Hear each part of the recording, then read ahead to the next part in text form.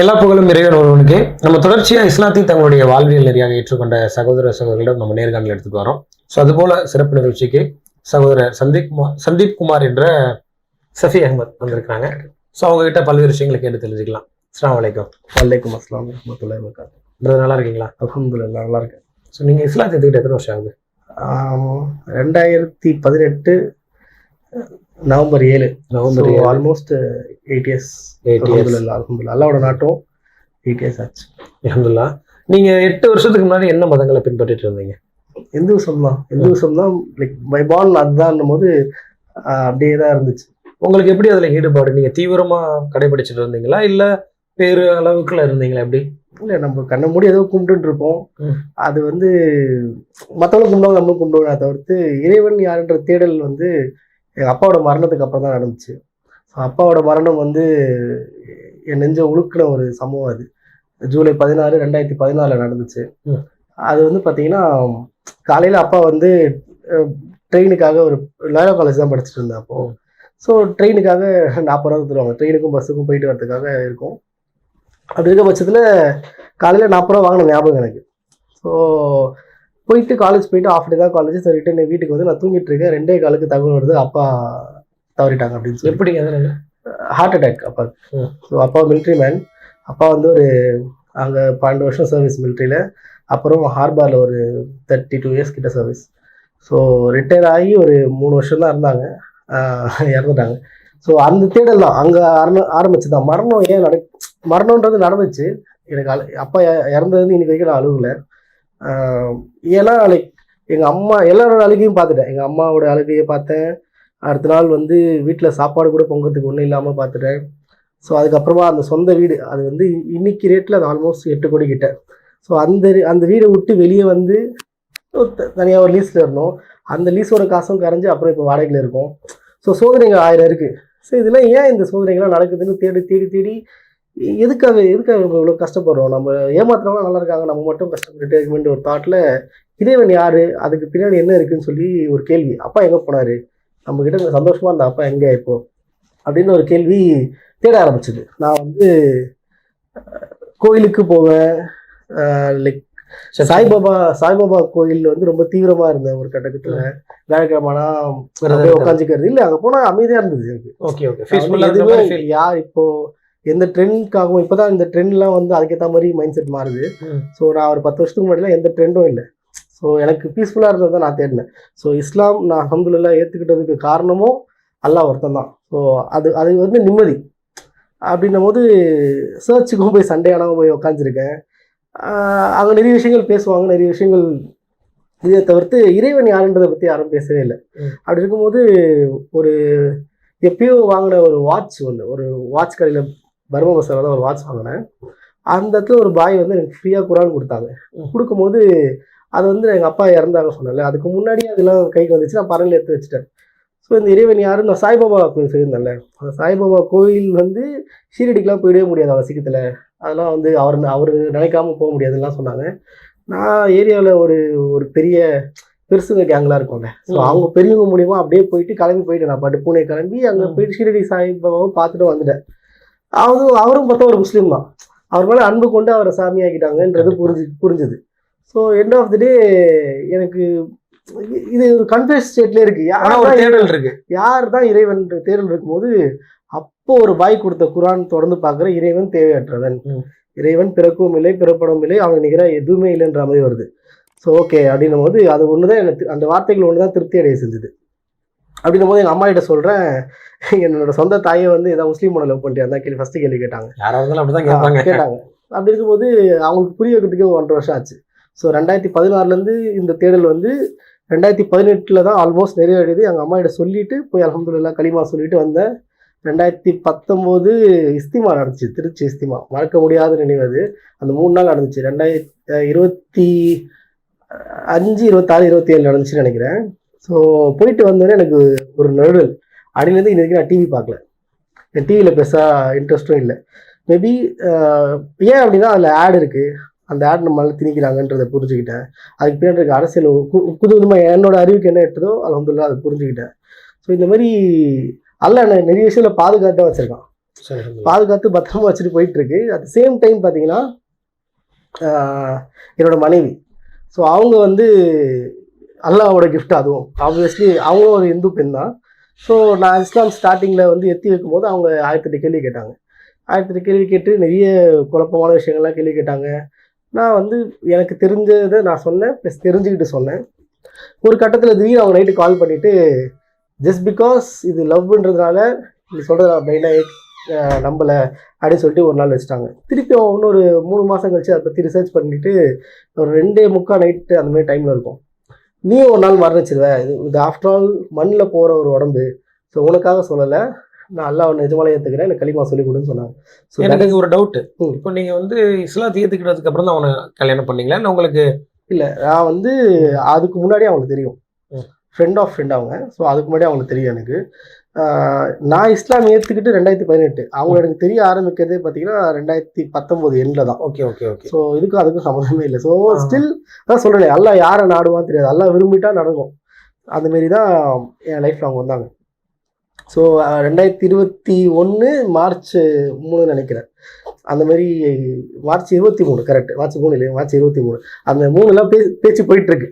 Okay okay. So 23 தான் அவங்க கலிமா சொன்னது. அப்படி இருக்க பட்சத்தில் அதுக்கப்புறமா அவங்க படிப்பு சம்மந்தமாக அங்கே நிறைய போராட்டம், நீங்களே அவங்க சொந்த பந்தங்கள் நிறைய போராட்டம், ஏன் படிக்கிற பச்சினா பண்ண போகிறேன் அப்படின்ற மாதிரி. பட் என்ன ஆகும் படிங்க அப்படின்னு சொல்லிட்டு நம்ம உறுதியாக இருக்கு. இப்போ அவங்க அல்ஹம்துலில்லாஹ் அவங்க PhD பண்ணிகிட்டு இருக்காங்க. அட் த சேம் டைம் ரொம்ப எளிமையான முறையில் நிற்க முடிச்சோம். அல்லாவோட பாதுகாப்பில் ரொம்ப எளிமையான முறையில். என்னோட ஃப்ரெண்ட்ஸ் ஒரு 20-30 பேர் இருப்பாங்க.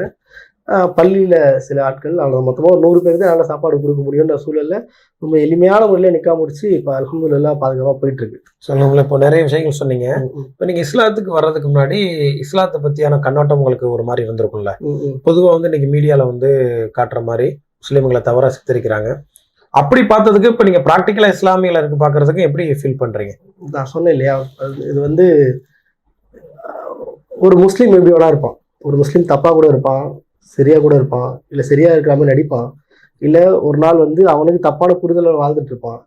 ஸோ ஒரு முஸ்லீம் இங்கே எப்படி வேணால் பார்க்கப்படலாம். ஒரு தனி நபர், அவன் அந்த தனி நபர் பண்ணுறதுனால அவன் அந்த முஸ்லீம் தான் எல்லாமே இல்லை. முஸ்லீம் இஸ் அ முஸ்லீம். இஸ்லாம் தான் ultimate. Islam is a permanent. அதை வந்து யாராலையும் எந்தையுமே அழிக்கவே முடியாது. அது ஒரு மாதிரி நிரந்தரமானது ஒன்றுன்றதை நான் பார்க்குறேன். ஒரு தூய்மையான விஷயம்னா இஸ்லாம் தான் எனக்கு பொறுத்த வரைக்கும். ஸோ அப்படி இருக்க பட்சத்தில் நான் இஸ்லாமை தான் ஃபாலோ பண்ண முயற்சி பண்ணுறேன். நம்ம எல்லாருமே மனுஷங்க தான். 1008 தப்பு நடக்கும், 1008 பிழைகள் இருக்கும். So end of the day we are after all human being. நம்மளுக்கு எதுவுமே நிரந்தரம். நிரந்தரமான ஒருத்தன் படைச்சவன் ஒருத்தன் தான், அல்லாஹ் ஒருத்தன் தான்றதுல எந்த ஒரு மாற்று கருத்தும் இல்லை. அண்ட் வந்து இன்னொரு என்னோட உயிரினும் மேலாக ஒருத்தரை நான் நேசிக்கிறேன் அப்படின்னா முகமது நபி ஸல்லல்லாஹு அலைஹி வஸல்லம் தான்றதுல எந்த ஒரு மாற்று கருத்துமே இல்லை. ஏன் அப்படின்னா அவங்களுக்கு இப்போ யோசிச்சு பாருங்கள், இப்போ இந்த கேமரா இருக்குது, இல்லைக்கு இந்த மைக் இருக்குது, நமக்கு உட்கார வசதியாக சேர் இருக்குன்னும் போது 1400 வருஷத்துக்கு முன்னாடி என்ன இருந்திருக்கும்? ஒன்றுமே இல்லை. ஸோ அப்படி இருக்க பட்சத்தில் அதை வந்து எவ்வளோ கண்ணியமான முறையில் நம்ம இப்போ வரைக்கும் கொண்டு வந்து சேர்த்துருக்காங்க. உட்காந்து தண்ணி குடிங்க, மனைவிக்கு கொடுக்க வேண்டிய மரியாதை கொடுங்க, தாய் தகவனுக்கு கொடுக்க வேண்டிய பணிவிடைய கரெக்டாக செஞ்சுருங்க, ஜக்காத் கொடுங்க, 2.5% ப்ராப்பராக கொடுக்கணுன்றத எனக்கு தெரிஞ்சு எதுவுமே சொல்லலை. இப்போ இங்கே நடக்கிற கரப்ஷனாக இருக்கட்டும், இங்கே நடக்கிற அரசியலாக இருக்கட்டும், நீ வச்சிருக்க உங்ககிட்ட இருக்கிறதுல ஏழைப்பாளைக்கு 2.5% வருஷத்துக்கு கொடுக்கணுன்னாலே இங்கே கரப்ஷன்லாம் ஒழிஞ்சிடும்ன்றது என்னோட தனிப்பட்ட இது. கண்டிப்பாக. ஸோ அப்படி இருக்க பட்சத்தில் இந்த இஸ்லாமை வந்து யாரும் எத்தியே வைக்க மாட்டாங்க. அப்படி எத்தி வச்சாலும் தப்பான ப்ரொஜெக்ஷன் தான் நடக்குது தவிர்த்து ஆக்சுவலி இஸ்லாம் யாரும் கற்றுக்கணும்னு நினைக்கல. என் ஃப்ரெண்டு ஒருத்தர் முஸ்லீம், அவன் எனக்கு வந்து அன்றைக்கி சாக்லேட் தரல, அதனால அவன் எனக்கு பிடிக்காது அப்படின்னு சொல்லி ஸ்கூலில் ஆரம்பிக்கிற இந்த தப்பான பார்வைகள் வேலையில் காலேஜில் இருந்து தப்பாக ப்ரொஜெக்ட் ஆகிருக்கு. ஸோ அதுக்கு நம்மளும் காரணம் நான் நினைக்கிறேன். இப்போ ஃபார் எக்ஸாம்பிள் அந்த ஒரு பையன் கரெக்டாக இருந்திருந்தானா, அவங்களோட ஃபேமிலி கரெக்டாக இருந்ததுன்னா அந்த ப்ரொஜெக்ஷன் இருக்காதுல்ல. ஸோ அதில் நம்ம இண்டிவிஜுவலாக திருந்திட்டா இஸ்லாம் கரெக்டாக எல்லார்கிட்டையும் போய் சேர்ந்துருன்றது தான் என்னோட கருத்து. ஓகே, இப்போ நீங்கள் நபிகள் நாயகம் ஸல்லல்லாஹு அலைஹி வஸல்லம் பற்றி நீங்கள் பேசுனீங்க. பேசும்போது என்ன தோணுச்சு அப்படின்னா, அவங்களுடைய வாழ்க்கை வரலாறுலாம் படிச்சிருப்பீங்க. ஸோ உங்களுக்கு ரொம்ப இம்ப்ரெஸ்ஸான விஷயம் என்ன சொல்லுவீங்க? அவங்களோட சோதனைகள் தான். அவங்க சோதனையும் அவங்களோட பொறுமையான விஷயம் தான். நான் ஃபுல்லாக படிச்சுனான்னு கேட்டால் தெரியாது. நான் கற்றுக்கிட்டது எல்லாமே ஒரு கடுகளவு தான். இன்னும் மலையாள விஷயம் நானே கற்றுக்க வேண்டியது. கண்டிப்பாக. ஸோ நான் பார்த்த வரைக்கும் அவங்கள வந்து இப்போ யோசிச்சு பாருங்களேன். இப்போ எங்கள் அம்மாவே வந்து நான் சிலையை வணங்கிட்டு வந்து விநாயகர், முருகர், பிளா நிறைய வணங்கிட்டு இருக்கும்போது திடீர்னு இல்லை படைச்சவனுக்கு வந்து உருவமற்றவன் தான் அப்படின்னு சொல்லும்போது என்னோட சொந்த பந்தங்களே என்னை வந்து அட்டாக் பண்ண மாதிரி தான் பார்ப்பாங்க. ஸோ இப்போ என்ன சரி இப்போ வரைக்கும் நீ என்ன சாதிச்சிட்ட, இஸ்லாமியத்தில் என்ன சாதிச்சிட்ட அப்படின்ற கேள்வி தான் எல்லாருக்குமே இருக்குது மனசில். அது என்கிட்ட டேரெக்டாக கேட்க முடியலனாலும் அவங்களுக்குள்ள அதான் இருக்குது. பட் இன்ஷா அல்லாஹ் வந்து அந்த பொசிஷனையும் மாற்றிடுவான். நான் உறுதியாக நம்புகிறேன். அல்லாஹ் அப்படின்றதுக்குள்ளே அல்லாஹ் எதுவும் வேணால் மாற்றிடுவான். அல்லாஹ் போதுமானவன். அதனால் இந்த சோதனைகள் எல்லாம் கொடுக்கும்போது நான் வந்து ரசூலுல்லாஹ் பட்ட சோதனைகளாம் நம்ம இப்போ நம்ம என்ன சோதனை நம்ம சந்திச்சிட போகிறோம்? ஒன்றும் இல்லை, 0.0 கூட ஒன்றும் கிடையாதுன்ற பட்சத்தில் ரசூலுல்லாஹ் கிட்ட இருந்து நம்ம கற்றுக்க வேண்டிய பெரிய விஷயமே பொறுமை தான். ஒரு ஒரு ஒரு அந்த பள்ளிவாசல்ல வந்து என்ன பண்றாரா, தொழுவுக்கு போறீங்களா எல்லாரும் சொல்லி ஒருத்தர் வந்து சிறுநீர் கழிச்சிடறாரு. ஸோ அது நீங்க கேள்விப்பட்டிருப்பீங்க. அப்படி பண்ணும்போது அவங்க என்ன பண்றாங்க, பக்கெட் எடுத்துட்டு வந்து அந்த தண்ணியை ஊற்றி கழுவி விடுறாங்க. ஒரு காலகட்டத்துக்கு மேலே அது என்ன ஆகுதுன்னா, ஒரு வாரம் போகும்போது ஆட்டோமேட்டிக்காக அவர் இஸ்லாத்துக்குள்ளே வந்துடுறாரு. இஸ்லாம் வந்து பொறுமையும் நிதானமும் தான் சொல்லி தருது. கோவம் எல்லாருக்கும் வந்துடும், கோவம் சரணம் வந்துடும் யாருக்கும். ஆனால் அந்த கோவத்தை கண்ட்ரோல் பண்ணுறதுன்றது அவரோட இதெல்லாம் படிக்கும்போது தான் நம்மளுக்கு புரியுது. ஓகே, கோவத்தினால உங்களுக்கு நஷ்டம் தான் ஜாஸ்தி. நீங்கள் கோவப்பட்டோம் சரி, இல்லை உங்களை வார்த்தையை வந்து தவற விட்டோம் சரி, அதனால் இழப்புகள் தான் ஜாஸ்தினும் போது பேசிட்டா நல்லது பேசு, இல்லை ஜஸ்ட் கீப் குவைட் அப்படின்ற மாதிரின்றத ரசூலுல்லாஹ் வந்து அந்த அவ்வளோ காலத்துக்கு எடுத்து சொல்கிறது நம்மளுக்கு இப்போ பயன்படுது. இப்போ லாஸ்ட் எனக்கு என்ன ஒரு கேள்வி தோணுதுன்னா, இப்போ நீங்கள் ஒரு கடவுள் யாருன்னு தேடல் இருந்துச்சு, ஒரு கட்டத்தில் தேடி இஸ்லாம் தான் சொல்லி கண்டீங்க.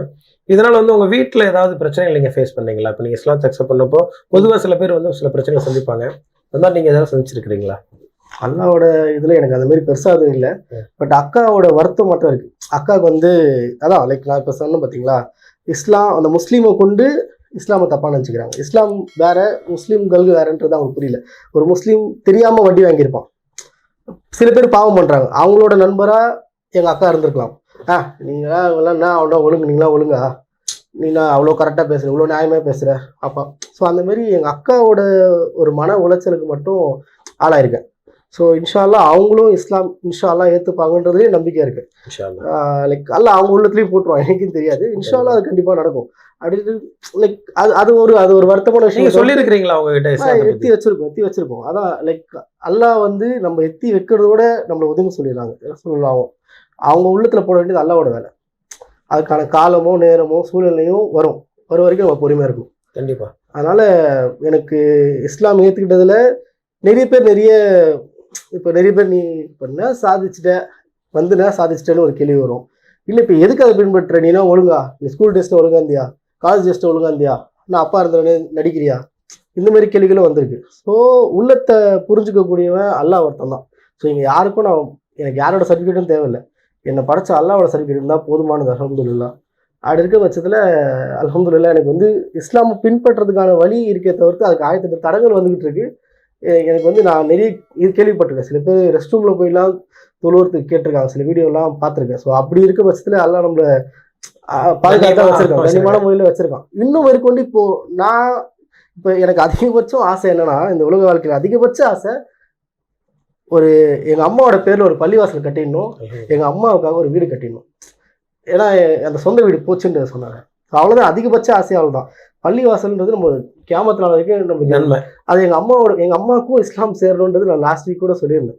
அவங்களுக்கு இஸ்லாம் புரியுது, பட் பொருளாதாரமாக நாங்கள் நிறைய அடிபட்டுட்டோம். நான் சொன்னாங்க நிறைய இழப்புகள், நிறைய துரோகங்கள் அதெல்லாம் சந்திச்சு இப்போ என்னை நம்பி அல்ஹம்துலில்லாஹ் அல்லாஹ் ஒரு சிறந்த மனைவி கொடுத்துட்டு அவங்களோட தேவைகளை பூர்த்தி செய்யணும். ப்ளஸ் அம்மாவும் திருவொற்றியூரில் இருக்காங்க, நாங்கள் கூட வஞ்சில் இருக்கேன். ஸோ அம்மாவுக்கான தேவைகளும் மாதம் வாடகை அப்படின்னு கொடுக்கும்போது கொஞ்சம் ஃபினான்ஷியலாக ட்ரெயின் ஆகின தவிர்த்து, பட் அப்படி தொழுவும் போது அல்லாஹ் அப்படி ஒரு அப்படி இருக்க பட்சத்தில் அல்ஹம்துலில்லாஹ் போயிட்டு இருக்கு. துவா செய்யுங்க. சரி, கண்டிப்பாக உங்களை குறைவான நேரத்தில் நிறைய விஷயங்கள் ஷேர் பண்ணீங்க. கண்டிப்பாக அல்லாஹ் வந்து உங்களுடைய தேவைகள் நிறைவேற்றுவான். மற்றொரு நிகழ்ச்சியில் சந்திப்போம். அஸ்ஸலாமு அலைக்கும். வலைக்கும் அஸ்ஸலாம்.